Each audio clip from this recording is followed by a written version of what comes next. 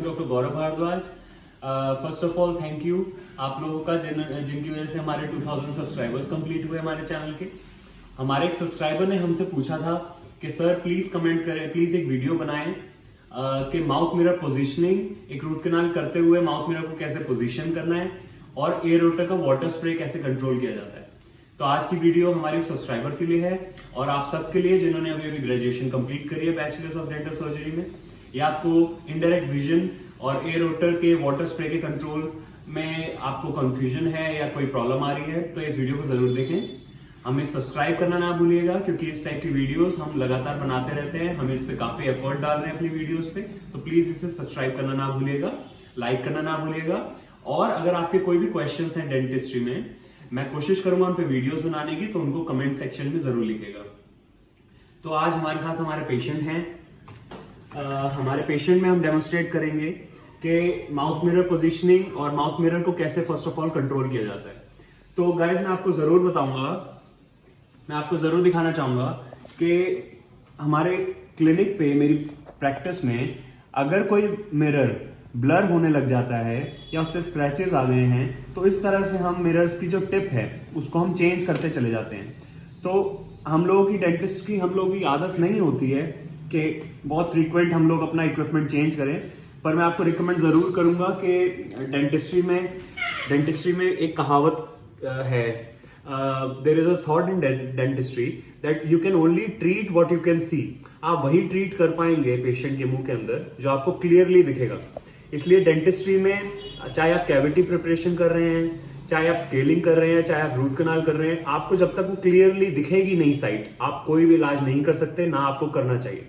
तो मैं आपको ये दिखाऊं कि हम लोग अपने माउथ मिरर्स का प्रॉपर ध्यान रखते हैं। अगर हमारा माउथ मिरर कोई भी ब्लर हो रहा होता है या उस पर कोई स्क्रैचेस आ रहे होते हैं, तो मैं अपने असिस्टेंट को बोल के संदीप इन सारे मिरर्स को चेंज कर देता है। तो ये हमारे क्लिनिक पे एक प्रोटोकॉल है कि हम पुराने मिरर्स को डिस्कार्ड करते चले जाते हैं और नए मिरर्स को लगाने से पहले हम सोचते भी नहीं है। तो माउथ मिरर को पोजीशनिंग के लिए हम अपने patient, first of all chair position को हम कैसे रखते हैं while doing root canal procedure या कोई भी प्रोसीजर। तो मैं अपने पेशेंट्स को यूजुअली रिक्लाइन करके रखता हूं।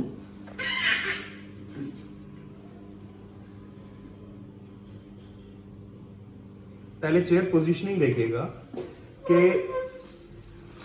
गाइस पेशेंट को अगर किसी एक पोजीशन में आधा घंटा रहना पड़े तो हम समझ सकते हैं कि पेशेंट थक जाता है, लेकिन आप ये सोच के देखिए कि हम डेंटिस्ट को पूरा दिन एक ही पोजीशन पे काम करना पड़ता है, तो हमें अपनी कमर का और अपनी सर्वाइकल, हमारी अपनी गर्दन का हमें पूरा ध्यान रखना है।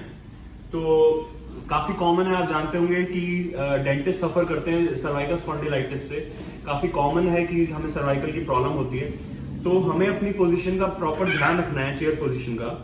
पेशेंट को हल्की सी अगर नेक एक्सटेंड भी करनी पड़े तो 15-20 मिनट करेगा वो, उससे उसको कोई प्रॉब्लम नहीं होगी। मगर अगर डेंटिस्ट अपनी इम्प्रॉपर पोजीशन की वजह से अगर हम पूरा दिन इस तरह से काम करेंगे डायरेक्ट विजन में, तो 100% आपको नेक की और बैक प्रॉब्लम शुरू हो जाएंगी। और डेंटिस्ट्री हमें कोई 5 साल 10 साल नहीं करनी है, हमें पूरी लाइफ करनी है, तो हमें अपनी बैक का और अपनी नेक का पूरा प्रॉपर ध्यान रखना पड़ेगा। तो हम क्या करते हैं कि मान लीजिए हमें पेशेंट का लोअर 6 ट्रीट करना है, तो सारा रूट कैनाल का जो काम है, रूट कैनाल प्रोसीजर का ऑलमोस्ट सारा काम इनडायरेक्ट विजन में होता है, अपर के लिए भी और लोअर मोलर्स के लिए भी। सिर्फ एक साइट है जैसे एंटीरियर, लोअर एंटीरियर्स, जिनमें हम डायरेक्ट विजन में काम कर सकते हैं, मगर ऑलमोस्ट सारा काम बाकी का हम लोग इनडायरेक्ट विजन में करते हैं। तो हम कैसे करते हैं? सबसे पहले अपने पेशेंट को प्रॉपरली पोजीशन करते हैं ताकि हमें स्ट्रेस नहीं पड़े हमारी गर्दन पे। और अब मैं आपको दिखाऊंगा कि इनडायरेक्ट विजन में हम लोग कैसे काम करते हैं।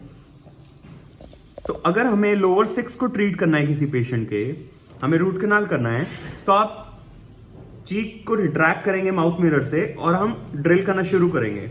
और जब आपको एक रूट कैनाल को लोकेट करना है या आपको प्रॉपरली देखना है, तो आपको इनडायरेक्ट विजन में ही देखना पड़ेगा। उसके बाद एक्सेस कैविटी को रिफाइन करने के लिए ये काम सारा इनडायरेक्ट विजन में होता है। तो अब एक क्वेश्चन ये आता है कि कैसे हमें समझ में आएगा कि हमें इनडायरेक्ट विजन में कैसे काम करना है। कुछ बिगिनर्स को मुझे पता है इसमें प्रॉब्लम आती है, और मुझे खुद भी बहुत प्रॉब्लम आती थी, जिस वजह से मैंने पोस्ट ग्रेजुएशन में ज्वाइन करते ही मेरा पहला टारगेट था कि इनडायरेक्ट विजन को प्रैक्टिस करना है। तो गाइस इसका आंसर ये है कि जिस चीज में आपको प्रॉब्लम आ रही है उसको लगातार प्रैक्टिस करें, डेली प्रैक्टिस करें और जबरदस्ती उसको प्रैक्टिस करें। यानी कि आप इस तरह से टाइफोडॉन को अपनी चेयर पे सेट कर सकते हैं, जो कि मैं अपने कॉलेज में करता था, और आपको इस पे प्रैक्टिस करनी है लगातार, आपको डेली इस पे प्रैक्टिस करनी है, और आपको पेशेंट में बहुत ही आसानी से आप ये काम कर पाएंगे बाद में। तो मैं आपको दिखाता हूं कि इनडायरेक्ट विजन में जो लाइट का एंगल है वो चेंज हो जाता है। यानी कि पेशेंट में हम लोग डायरेक्ट लाइट दांत पे हम लोग डायरेक्ट करते हैं लाइट को सीधा दांत की तरफ, लेकिन इनडायरेक्ट विजन में हमें मिरर पे डायरेक्ट करना होता है लाइट को। हमें इस तरह से डायरेक्ट करना होता है मिरर पे कि लाइट मिरर से लग के सीधा दांत पे लगेगी। ठीक है, तो इस तरह से हम लोग लाइट को लोकेट करते हैं।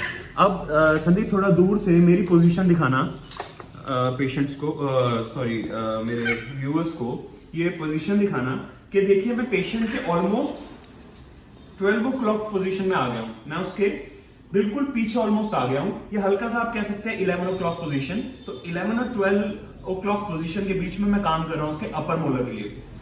जबकि अगर मुझे लोअर मोलर ट्रीट करना है किसी का, तो मैं पेशेंट के ऑलमोस्ट सामने आके या साथ में आके 9 o'clock पोजीशन पे इस तरह से मैं काम करता हूं। यही पोजीशन मेरी पेशेंट्स को ट्रीट करते हुए होती है। मैं कोशिश करूंगा पेशेंट्स में भी आपको एक लाइव डेमोन्स्ट्रेशन दिखाने का। तो अगर मुझे किसी के मैक्सिलरी मोलर को ट्रीट करना है, इस पोजीशन में मैं थर्ड मोलर भी इजीली ट्रीट करता हूं। मेरे को रूट कैनाल करनी पड़ती है अगर थर्ड मोलर की भी, तो हम इस तरह से करते हैं। अब मैं आपको एक इसमें एक चीज दिखाने की कोशिश करता हूं कि देखिए, अब अगर हम इस तरह से काम करते हैं तो कई बार क्या होता है हमारे माउथ मिरर पे फॉगिंग होने लग जाती है। आपने नोटिस किया होगा कि आपके माउथ मिरर पे फॉगिंग होने लग जाती है, खासकर सर्दियों में, क्योंकि पेशेंट ब्रीथ कर रहा है तो इस पे लगातार फॉगिंग होती चली जाती है। तो उसके लिए आपको एक टिप देता हूं मैं छोटी सी। आपको क्या करना है गाइस कि पहले एयर वाटर का थोड़ा सा स्प्रे इस माउथ मिरर पे कर दें, इस तरह से। इस तरह से करने के बाद आपको अपनी क्लीन फिंगर इस तरह से, ग्लव्ड फिंगर इस तरह से मूव करनी है और थोड़ा सा पानी इस पे छोड़ देना है। उसके बाद आपको क्या एंगल रखना है माउथ मिरर का, यह आपको प्रैक्टिस से पता लगेगा। हर दांत के अकॉर्डिंग आपको एक एंगल फिक्स करना है। तो अब मैं आपको कोशिश करता हूं इस पे दिखाने का। अगर पेशेंट ने, आप इमेजिन कर सकते हैं पेशेंट इस तरह तो नहीं लेटा होता है, पेशेंट यूजुअली इस तरह से होता है। तो अगर पेशेंट की पोजीशन ऐसे है तो मेरा इस तरह से माउथ मिरर रहेगा इस एंगल पे, और मैं इस तरह से इस पे कैविटी प्रिपरेशन करूंगा। अब देखिए इस पे कोई फॉगिंग नहीं हो रही है। अगर ये माउथ मिरर क्लीन नहीं होता, अगर ये माउथ मिरर खराब हो जाते हैं हमारे, तो आप इस पे नोटिस करेंगे कि इसमें स्क्रैचेस हैं और इसमें फॉगिंग होने लग जाएगी। तो अगर आपके माउथ मिरर पे कंटिन्यूसली फॉगिंग हो रही है या उस पे कुछ ज्यादा ही स्पॉट्स आ रहे हैं, इसका मतलब है वो क्लीन नहीं है, आपको उसको चेंज करना चाहिए। इसको चेंज करने से पहले आप बिल्कुल नहीं सोचें, कोई इसमें झिझक की जरूरत नहीं है, आपको फटाफट इसको चेंज करना चाहिए, क्योंकि इससे आपका total treatment, overall quality of treatment आपकी एनहांस होगी। तो इस तरह से हम लोग इनडायरेक्ट विजन पे काम करते हैं। तो मेरे पेशेंट ने अगर इस तरह से मुंह खोला है तो मैं इजीली इस पे एक्सेस कैविटी शुरू कर सकता हूं। फॉर एग्जाम्पल अगर मुझे, और इस तरह से अगर आपका मिरर बीच में गंदा हो रहा है तो आपको वाटर स्प्रे से ही उसको क्लीन करना है, और ये आपका फिर से रेडी है। अब देखिए मैं डायरेक्टली पेशेंट के मुंह के अंदर नहीं देख रहा हूं। संदीप यहां से दिखाना कि मैं क्या देख रहा हूं। अभी मैंने आपको दिखाया कि मैक्सिलरी मोलर में किस तरह से हम ट्रीटमेंट करते हैं।